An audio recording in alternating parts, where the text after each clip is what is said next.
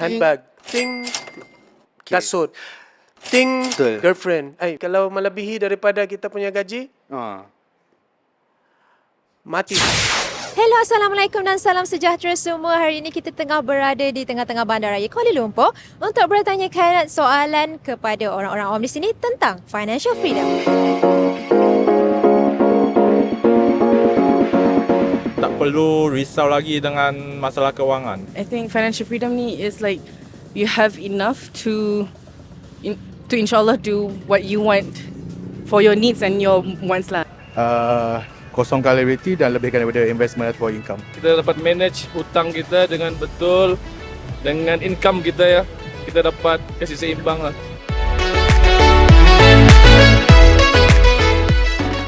Terpulang. Tapi kena calculate risikonya. Ya. Buruk. Kenapa? Sebab kalau kamu pinjam wang, kamu kena bayar balik. Itu kena ambil dari poket kau. Lebih baik simpan duit itu. Bagi saya kalau short term loan untuk short investment boleh, tapi kalau long term loan tu better kita ada urusan ataupun rancangan lah untuk bagi kita income. Dia depends. Bagi saya kalau pinjaman ni dia depend. Sebab sekarang ni untuk beli cash agak sukar. Okey, daripada hasil sesi soal jawab kita bersama dengan orang-orang awam di sini, rata-ratanya berpendapat bahawa financial freedom adalah berkenaan cara pengurusan wang. Kalau pinjaman wang pula, itu adalah merupakan satu kebergantungan individu itu sendiri. Sama ada mereka nak ataupun tidak, itu tertakluk kepada diri mereka sendiri. Dan kalau mereka nak buat pinjaman wang, semestinya kena pandai uruskan. Kalau tidak, elakkan daripada melakukan pinjaman wang. Itu sahaja, terima kasih. Bye. Hello, Assalamualaikum. Nama saya Hizman Huze dan saya merupakan host anda untuk program hari ini. Nama rancangan ni kau sabar jap. Host untuk reality keluarga siri impian gigih celik kewangan yang dibawakan oleh GX Bank. Dah lupakan nama aku Hizman Huze. Okay, so hari ni kita akan berbincang tentang sebuah topik yang kewangan tu. Jangan risau, nama dia dan juga bila kita cakap pasal kewangan tu maybe lah technical sikit. Tapi you know me, I explain as best as I can. Dan saya ada tetamu-tamu kat sebelah saya juga yang akan explainkan as best as they can supaya senang faham. Darjah 6 pun boleh faham juga apa yang kita insya-Allah kita cuba. Okey, siapa dekat sebelah saya ni? Pertama-tama sekali kita ada Mark Adam, iaitu seorang selebriti dan juga usahawan juga. If I'm not mistaken, Mark punya business adalah dia buat apa Sekolah muzik. Suara muzik? Suara Academy. Suara Academy, dia macam ajar orang vokal, ajar muzik, betul tak? It's a music academy kan? Betul, brother. Okey. Dan sebelah Mak kita ada Erin Adlina, seorang penasihat kewangan dan juga seorang content creator ataupun lebih suka digelar sebagai influencer, pempengaruh. Mana-mana pun boleh lah. Sebenarnya kau gelikan. Accidental influencer. Yeah, accidental influencer. I mean almost everybody is accidental influencer lah, termasuk myself. Okay, so hari ni kita akan bercakap pasal apa adik-adik? Adik-adik, kita akan bercakap tentang financial freedom. So macam bila kita cakap pasal financial freedom ni, is basically macam, okay, my definition of financial freedom adalah bila usia pencen, which is wherever, pencen saya adalah pada usia 45. Amin. Yes. Amin. Tolonglah amin kuat-kuat. I don't want to work past 45. Okay lah, give me discount lah, 50 years old, I don't want to work anymore. Maksudnya kat sini, goyang-goyang kaki, but ada monthly commitment kan, duit still masuk. Betul. That's how I understand my financial freedom lah. Okay, Mark, financial freedom you adalah? Financial freedom. Okay, saya masih tengah usahakan saya punya financial freedom. Ramai yang tak tahu, saya punya responsibility ni sangat besar. Ada 3 keluarga yang saya support. Dan kalau ditanya financial freedom tu bagi saya adalah boleh hidup sampai bila-bila tanpa bekerja. Bila kita cakap pasal financial freedom kan, okay, fine, financial freedom. You rasa kita boleh achieve ke dengan current economy? Oh, kita jangan berat sangat. Okay? Boleh ke? Sebab, okay, even sekarang pun, macam I beli barang-barang yang basic apa semua, everything is so expensive. Betul. Gaji masih sama, barang-barang naik. So, macam mana kenapa nak pencen? Kenapa tu Kak? Kenapa macam tu? Inflation. Inflation tu apa? Kita reverse sikit cerita pasal financial freedom, okay? Financial maksudnya apa? Financial lah, Kewangan finance, lah. kewangan. Money matters kan. Freedom maksudnya apa? Tidak dihambakan. Yeah. Lah. Kita tak ada restriction kiranya kan. So financial freedom, orang selalu biasakan financial freedom dengan masa tua, masa pension, masa retire. Tapi financial freedom ni habit dia kena bermula masa kita masih bekerja. Sebab financial freedom, kita punya finance ni ada 4 kategori. So dia macam wealth quadrant tau, ada 4.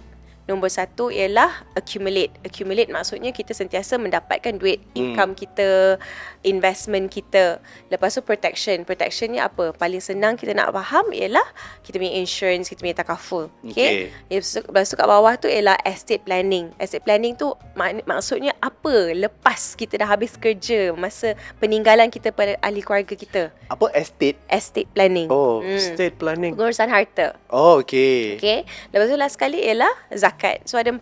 1, 2, 3, 4. 4 ni semua pengurusan kewangan kita yang kita kena titik beratkan sebenarnya. Okay. Sebab orang selalu ingat financial freedom ialah tak ada loan, bebas hutang, tak payah bayar apa-apa. Tapi dia orang lupa bab-bab penting, iaitu dalam accumulation punya part ni, yang 4 quadrant tu, yang accumulation punya part tu, kita bukan saja earn money, but we have to find another place to make our money earn for us.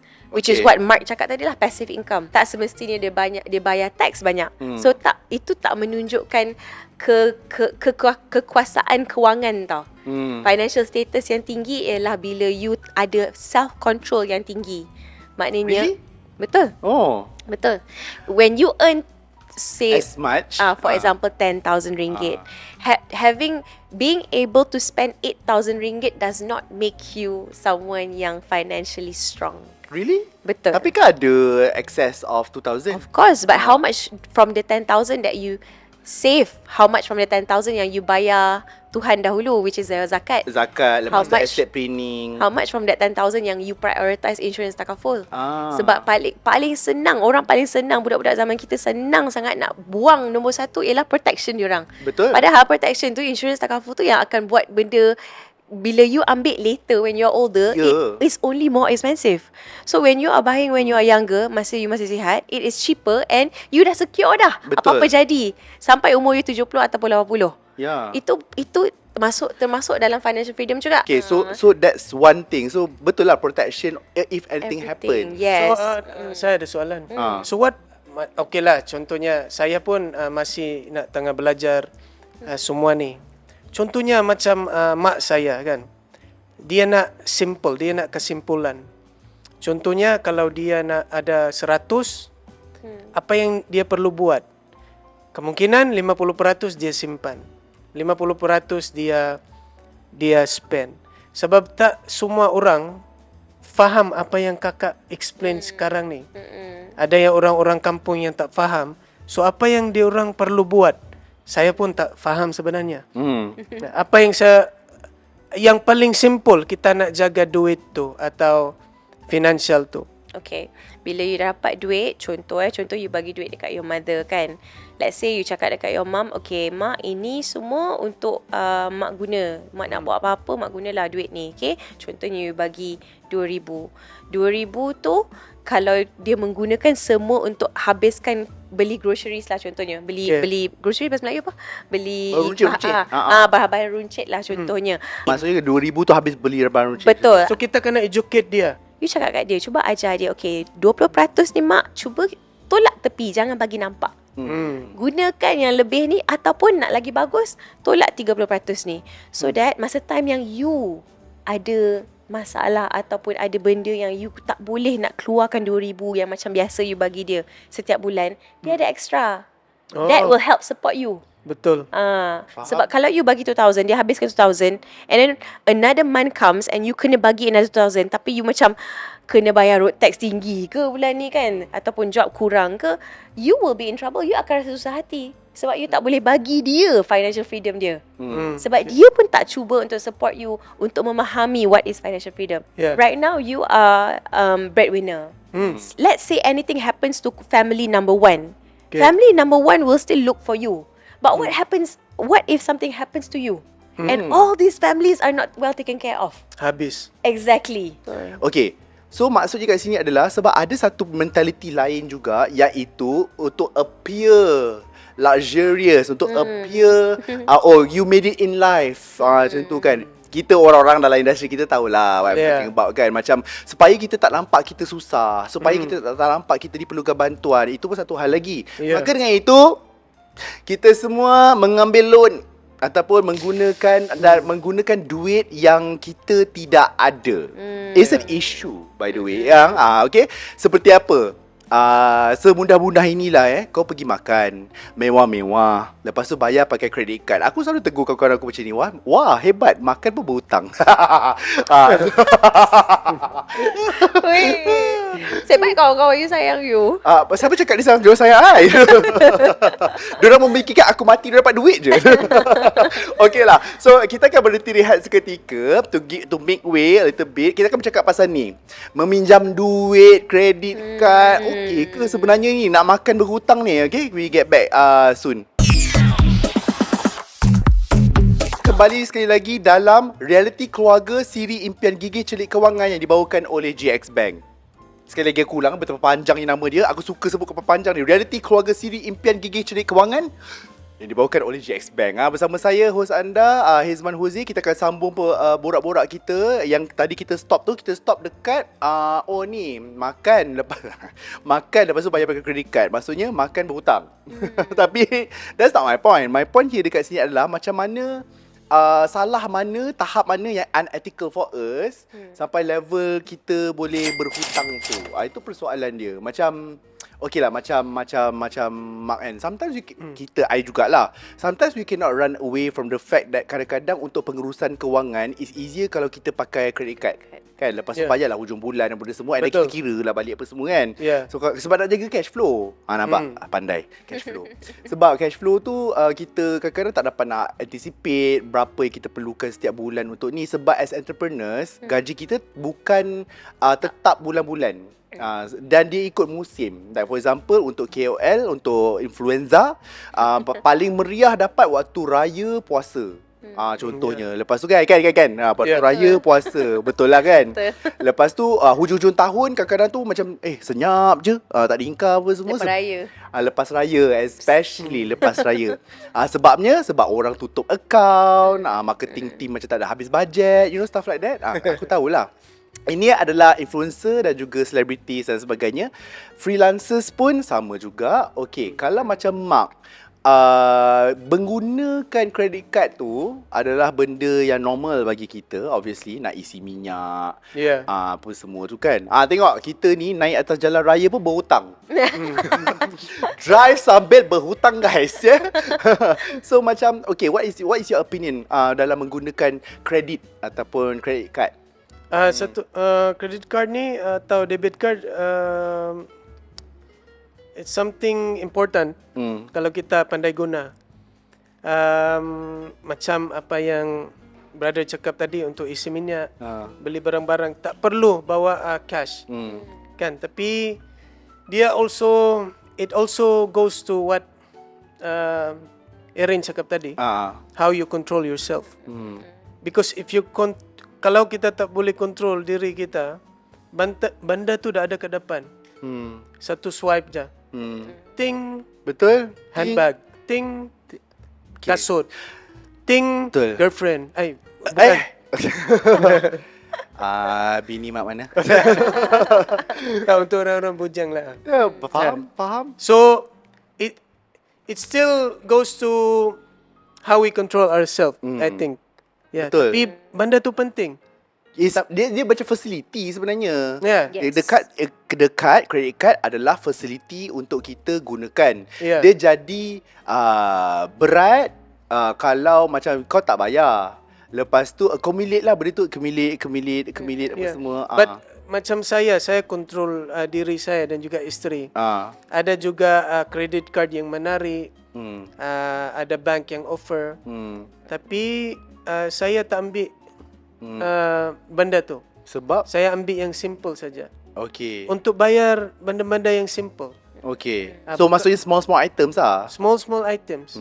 Maybe yang paling mahal yang boleh beli dalam credit card tu adalah 10 juta. Tak gurau. Apa? 10 juta ke? 5,000. 5,000 the max. Oh, okay. So you maintain 5,000? You punya max credit card? Max, if you want to buy something very important like for untuk beli TV, TV dah rosak, kan boleh lah. Not over that lah. Okay. Saya tahu, kita semua, kita rasa dan kita akan tahu bila kita dah melampau. Bila batas tu dah melampau. Tapi manusia ni seperti saya, degil. Faham? Kan dia akan tak apa nanti ni perkataan yang saya nak tanya korang. Orang punya alasan adalah tak apa, rezeki akan datang nanti. I mean, that's not wrong, but It's that's not not wrong, right. It's not right either. It's like halfway kan. Ya, tapi perkataan yang bagi saya mesti Allah bagi rezeki. Betul. Tapi kita bukan nak tunggu untuk dia Betul. bagi rezeki tu. Exactly. Kan? Kita kena Exactly. berusaha dan kita kena pandai atur apa yang kita nak spend, apa yang kita nak beli. Kalau melebihi daripada kita punya gaji, mati. Faham? Dia bagi Terus mati. Okay, ada satu mentaliti yang kebanyakannya I faham juga warga-warga yang lebih tua daripada kita lah, iaitu level mak-mak kita berbenda semua ni lah. Dan benda ni normal, especially untuk suburban areas apa semua, yang anak dia tahu anak dia ni earn a lot. Makanya mak dia yang ambil loan beli Velfire dengan Alphard. Have you heard of this kind of stories before? Ada. Kan ada kan. So mak dia okay, minta maaf lah makcik-makcik, pakcik-pakcik yang terasa benda semua Dia ada 2 je. Tapi kita kena educate masing-masing. Orang berhutang untuk kahwin weh. Orang ambil loan untuk kahwin weh. Tapi dan ini berlaku kebanyakan, especially sebelum PKP. Sebab sebab waktu PKP, mak bapak, pakcik-pakcik semua pandai pula kan. Majlis kecil kan. Tak apa, COVID. Lepas PKP dah tak pandai dah. Orang ada dah start balik tau, ambil loan untuk wedding berbenda semua ni. Now instead of diorang tu membesar, lepas tu diorang macam apa be happy with their marriage ke benda semua, hidup diorang bayar hutang lah setan. Oh ya, I baca dekat Not Gonna Lie tu kan. NGL. And it's not a weird case, unique case, you know. It's very common. Okay, Where teruskan. did they get the utang? Is it in a proper place or it's a loan? Ambil loan lah, boleh jadi along juga. Boleh nak kahwin tapi berhutang. Lepas tu diorang tengah ada beranak pinak berhutang sampai sekarang. Okay, your wedding pula, I'm pretty sure okay. I come from a background yang perempuan lah, biasalah bila kita boleh spend banyak tu untuk wedding, kita akan nak spend banyak tu, tapi kita kena berpada, so kita kecilkan sikit budget dia kan. Itu pun I feel like it's already a heavy expense. Okay, so I remember a month after that, when my bills and loan statement semua datang, and ada terkeluar sikit lah, terkeluarlah ada suara kecil yang mengatakan tak payahlah bayar full, you already spent so much, your transactions were heavy last month because of the wedding. Ada terkeluar benda tu, and after that I liur balik and macam jangan dengarlah suara-suara kecil yang kata next time is okay ni. Because my next time means interest bulan ni dah keluar, next month punya interest pun is on top of whatever total bulan lepas tu for Meaning credit card. compounded interest ke apa? Yes, correct. Whatever yang I kena bayar, contohnya this month I kena bayar 35,000. Okay. Ada percentage interest on Kira top of 1,000 lah senang. Okay, 1,000 lah. Sebab ada 1,000 lah. 1,000. 1,000. Lepas tu ada percentage. Tak kira lah. Depends on credit card punya percentage lah. Lepas tu I macam fikir Contohnya 10%. 10%. Lepas tu I macam fikir nantilah it's only 10%. Okay, It's only 10% 1,000. from 1K berapa? Kira lah sendiri. Babe, I bodoh maths. Sebab tu I pengacara, babe. Kalau tak, I professor of maths sekarang ni. So for example, kalau 1,000, 1,100. kalau 1,000 you tak boleh bayar. Kalau 1,000 tu pun you tak boleh bayar and you mentakpakan untuk bayar the next month tu, dia akan sentiasa accumulate. And benda ni kadang-kadang orang tak faham. Okay. Kita rasa macam kita tahu. Interest credit card ni, tapi kita akan ada masa lah. Kita semua human yang biasa. Kita akan ada masa yang macam tak apalah, nantilah. I think it's a bit too heavy. This month is a bit too heavy. I have to spend this much. Later lah. Macam moments of weakness lah. Ya, yeah, betul. Kita akan go through. I takkan cerita kat korang macam kononnya I punya finances is the most perfect. Tak. I still go back to my mom and my dad untuk cerita how do I this, how do I that. And I do have moments yang I rasa macam maybe later. Okay, I nak backtrack sikit bila you cakap compounded interest tu kan. Maksudnya interest atas interest tu, contohnya lah 5,000. Lepas tu contohlah rate kau interest rate tu 20% kan. So 20% adalah 1,000. So the next month adalah 6,000. So 6,000, 20% out of 6,000 tu bukan kan. 5,000 tau. Yelah. It's out of 6,000. Itulah maksudnya. So dia berhutang macam tu lah. Part tu yang budak-budak kita tak clear and tak tahu. Part tu yang budak-budak kita kena lebih literate lagi untuk figure out this part. Bayar tax adalah peperangan di antara freelancers dengan LHDN yang berlaku setiap tahun pada bulan Julai, ya. Setiap tahun, ya. Okay, macam I pula yang I tak pandai dekat sini adalah I tak suka Simpan receipt. simpan receipt tu I baru start tahun lepas. Bodoh. I tak suka spend. I tak suka spend. So I tak suka spend sebab macam I takut for my future. I tak suka spend. Lepas tu tak ada spending. The next year tahniah Malaysia kaya dengan duit aku Terima kasih. Terima kasih lah Isman Jose ya. So macam so apparently kita ni juga kena pandai balance kan between our apa yang kita dapat dengan apa yang kita spend juga supaya bukanlah nak cakap tak nak bayar tax, tak. Tapi kan best kalau kita boleh spend untuk diri kita. Dan boleh balance, tak payah bayar tinggi sangat. Tu LHDN tengah tengok ni. Okay, Mak pula, what is your financial yang you rasa macam aibnya aku baru tahu waktu usia aku tua hari tu? Baru-baru ni saja, couple of years ago. Now me and my wife is struggling to restructure the financial sebab baru-baru ni I was building my late father-in-law's house from satu tingkat jadi ke dua tingkat. So something happened between me dan juga kontraktor. Saya tak nak go into details. So I'm coping up with the financial lah. Dan masa tu kita ambil loan untuk refinance loan. Bank ada refinance. Tahu. Refinance loan. So sepatutnya duit tu kita guna untuk renovate rumah tu. Tapi something happen. Benda ni banyak berlaku sekarang ni. Banyak yang kena orang lari masa tengah buat rumah. Orang tipu ni, orang tipu tu. Baru-baru ni Cik Wan keluar dekat betul, Chef Wan pun ada baru-baru ni, betul. Ya, yeah, Cuma gaduh benda-benda ni kita tak ready tau. Dia tak expect. Kita tak expect. So dia mengganggu financial kita tu. Betul. Apa dalam conversation kita yang sepanjang-panjang tadi tu, apa ilmu yang you dapat? Saya masih keliru dengan some part of it. Yeah. The balance of having income tax, that was a good point. Yeah. I think I setuju kalau sebab saya pula sebelum ni nasib baik sebelum saya jadi masuk industri saya sudah declare. So saya punya income tax. Then after that I just followed up. Yeah. So saya pun belajar dekat situ apa yang kita perlu beli untuk nak deduct income tax. Zakat boleh deduct tax tau, by the way. Yeah, zakat. Dollar for dollar, ringgit for ringgit. That's what I always do. Every year it's more on zakat because we get a bounce. Dia macam dia tak ikhlas kan.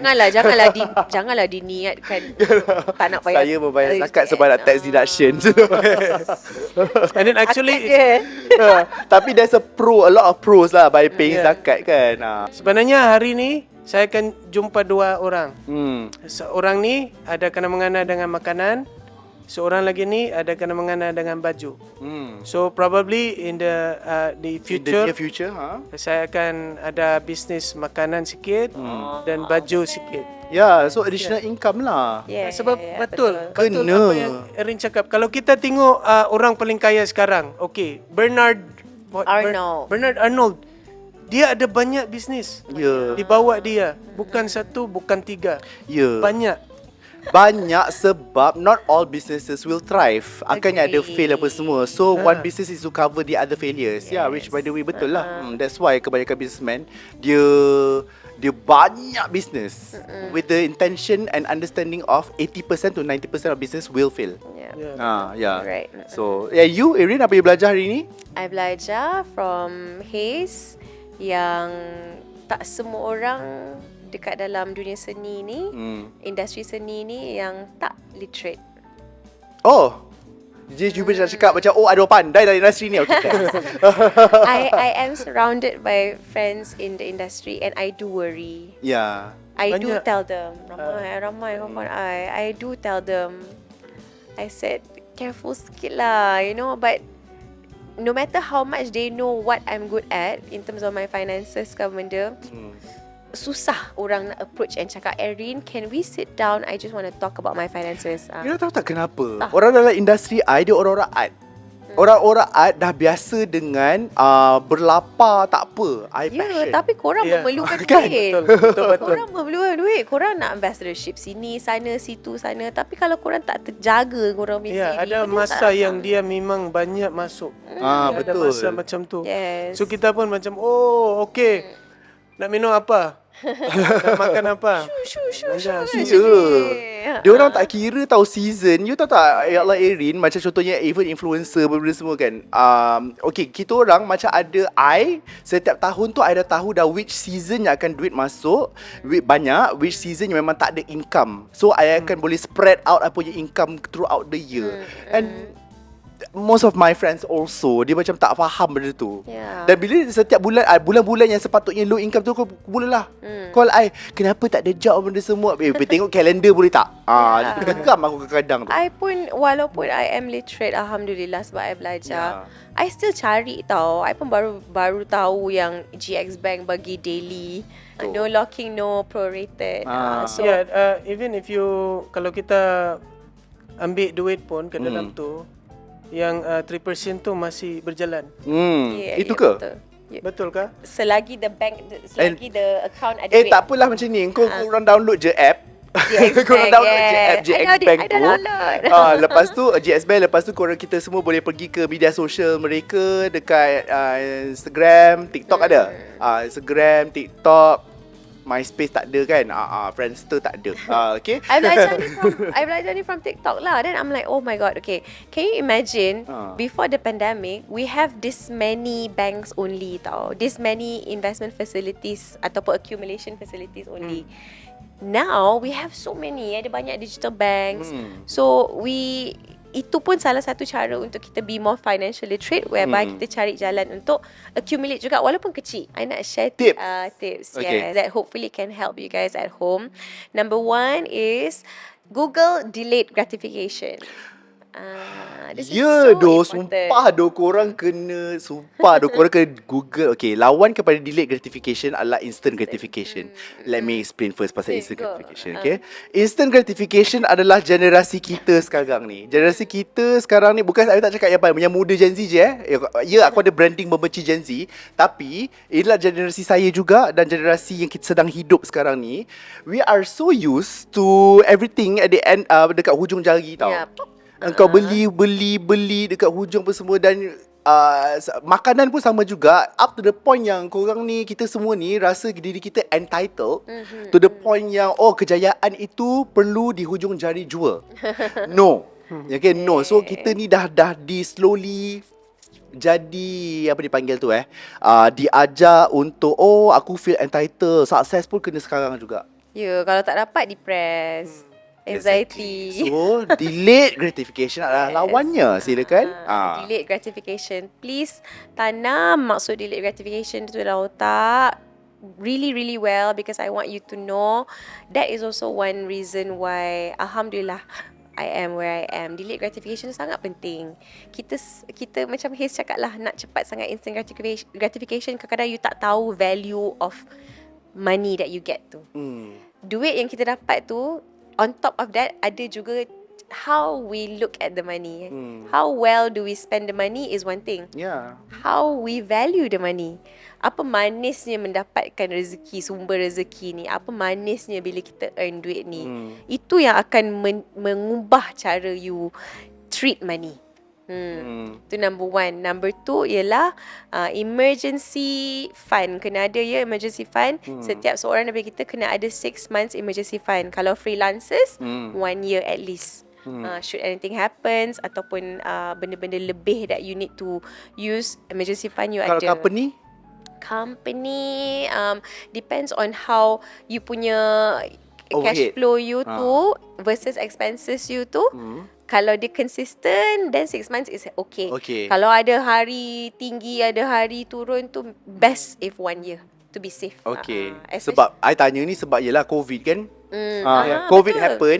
Yes, no one expected that kan. Yeah. Why we are doing this is because to give you, untuk ajar korang dan untuk tidak menjadi hamba kepada duit dan kita boleh berdamai dengan duit sebenarnya. I like your term tadi sebab I selalu dengar ni, apa best friend dengan duit. I pernah selalu dengar benda ni, berdamai dengan takdir. Tapi itu waktu I program dengan rancangan agama lah. Ni rancangan berdamai dengan duit pula. Maksudnya basically aku masuk rancangan apa-apa pun kena berdamai dengan benda tu. So thank you so much Mak. Thank you so much Erin. Dan terima kasih kepada anda juga kerana menonton. Ini adalah reality keluarga siri Impian Gigi Celik Kewangan yang dibawakan oleh GX Bank. Dan nak ucapkan juga terima kasih kepada penaja utama siri 3 episod ini, GX Bank. Thank you so much. Sampai kita jumpa lagi di masa-masa akan datang. Aku tak tahu aku cakap apa pula. Apa dia? Follow GX Bank. Dia cakap panjang tak apa ya. Okeylah, follow GX Bank di semua media sosial diorang. Lepas tu kau download diorang punya app. Diorang ada semua social media platform kecuali yang dah tak ada seperti MySpace dan Friendster. Okay? Until we meet again dalam CD akan datang. Assalamualaikum. Bye.